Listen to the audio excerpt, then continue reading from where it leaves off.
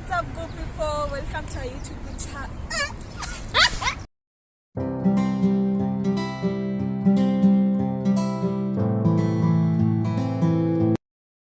Hi to you. What's your name? My name is Mr. Kwagmaya, that is commonly known. And you can call me Lazaro or Didan. You can call me the Beardman, the Tickman. I've got several names. Yes. Okay. So today we're going to ask you about your opinion. Your opinion about the upcoming election. Yes. So, as you've seen, there are a lot of there are three people who have a lot of supporters. That is Raila, Ruto, and Wajackoya. So, from them three, who do you see is likely to get the votes? First of all, the three of them do not have vast supporters. There are people who have got one of them has got online followers. That is Wajackoya. Wajackoya has got online followers, not supporters, because it's new into this field. I don't know, he has been in the US for how many years or which place. He just came in, he wanted to be the president of Kenya. But Raila has been in this field for several years. Okay, Wajackoya is well known. Yes. I saw that, I think approximately 3 years ago or 4 years ago, he was interviewed in KTN about his lifestyle, about his life journey. So it's for him to be interviewed in a television station, that means that he's a well-known person. No. But he could be interviewed in a station, but I'm not a well-known person. Okay. Is that true? Okay. You cannot be interviewed about your life journey if you're not a well-known person. I can be interviewed. Just to let the mass know my life journey. From that point, I'll be known. You understand that? Okay. So even in, we'll just call so that the TV station may gain followers, subscribers, or such kind of attention for certain program. Okay, but for you, who do you see is most likely to become the president? And what impact will he make to the country? Okay. Most probably, and as you can see, Raila is just going to be the president right away. And I have to tell you that the difference between Raila and State House is just time. But don't you think that you're biased? Because from a look, you're a look. Yes, I'm a Luo, and personally I'm not a UDA or as a new follower, right? But I've listened to all their manifestos, whatever things they want to do to Kenyans when they become president. First of all, Ruto, what makes me ignore Ruto or run away from Ruto is because he's the current deputy president. Yes. But you see, he's beating the government himself. Yes. Yeah. So how does he want to prove to us that when he becomes president, he'll do this?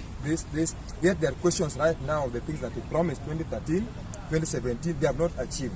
Why don't you tell us how? Why did they not achieve this? And what will he do? He's talking about new manifestos again. Yet the president is there. He has ignored his duty as the deputy president. He talks like somebody who is from Ethiopia has come to Kenya to assist us. But Then Raila has always been there, and you can even see the advantages or improvements that when Raila had handshake with Uhuru Kenyatta, there was peace in the country. A lot of development projects have been increased in the country, and everybody is appreciating this handshake. So it means that Raila is ready to lead this country by mentioning his manifestos. There are things that if are well done, if Raila implements them, and the people around him, the executive, the judiciary, what implements all these manifestos, Kenyans are going to have an affordable life.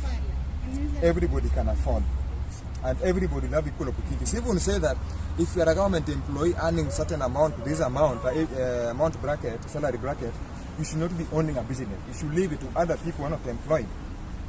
To me, it's considering everybody. At least if you're not employed, you're not in a basic salary, at least you have a business. But you see, somebody is earning millions per month, still running a business and winning contracts that should be won by other people like youth who are educated but are not yet employed. So Raila's got good dreams for this country. And it is his time. People say that change is inevitable. Yes. Don't you think that if Ruto gets that seat, why can't he make a difference? Change is inevitable. Yes. But don't you understand that term, inevitable? People change. People change. Yes. Ruto cannot change now. How surely? Why cannot change? This is second term. If the projects or the manifesto that he never implemented since 2013, 2017, he again never implemented them from 2017 to 2022 right now. This is one person who started campaigning immediately after election and is a deputy president. Yes.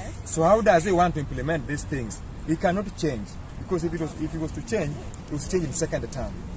But you see, he still keeps making promises and blaming the government. Who is the government? Uhuru and Ruto. Yes. Who is this Ruto? Ruto is an aspirant right now. Who is this Ruto? He want to be president. How? He will not change. Okay, yes, I get you. Yes.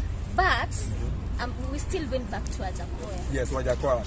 I see you love Wajackoya. Proceed. No, it's not that we love him. Yes. But my question is, if Wajackoya gets to be the president of Kenya, why are you not sure, as much as you're sure about Raila, that he's going to make good and positive impact? What is that is making you think that Wajackoya cannot make the same impact? So do you expect me to explain this in Paratama Ubuntu? Okay, he's learned. And okay, when a person is learned, that means that he or she can become a leader. Yes. And that he has good, he's good upstairs. Yeah. So, people, we trust him. He has done law, he knows law, he has many degrees, yes. He has PhDs. So, but what you is see, that? But you see, Raila, we are talking about a devil that we know. Yeah. But this Wajackoya is an angel that we don't know. You get my simple English? Yeah, I now get. Yeah, this is a devil that we know. If there are scandals, you say Raila is mentioning this and this, it's better we know him. If it is implementing manifestos, we know him. He can do this, he can do this. If it is corruption, he can fight it to his level best than somebody that we've never experienced his leadership or her leadership. But you see, the other guy who talk about Wajackoya came with a party that to influence most youths. Because I think he was just looking for influence. Yes. Yeah, he was looking for online followers. Because saying that Roots Party, and this basically, you know, this what youths like. Youths like bang. The kind of thing that it's saying, most youths like that. People will wish to listen to that. But that person that we trust and can implement, even if he fails, but he can do some, is Raila, because we have experienced his leadership severally. Okay. And he has no greed for power. You know, the worst thing is greed for power. Yeah, Raila has got no. Yeah. So I trust him. You're very comfortable. I'm comfortable with him. If he becomes the 5th president, he fails to implement some, he does some. I'll appreciate that, because he has been doing ever since he got into politics, up to date. Talking of implementing, how will you rate Uhuru Kenyatta as he's going to do his seat? How are you going to rate his work, the projects that he has done, out of 10? Out of 10? I will give him 3 out of 10. You're going to give Uhuru 3 out of 10. There are a lot of things that he ought to have done within 10 years. Because he was he has been in leadership for now 2 terms. These 10 years he ought to have done much. A lot of things, but they were not done. A lot of things. There are only major projects that were done. But you see, when you go to marginalized areas, when you visit some areas that are so interior, they expected certain things from these 10 years, but they never got that. To me, we don't value what is done in towns, but we fail to consider the marginalized areas or the interior places. Thank you. It's a pleasure having you. Okay, thank you so much.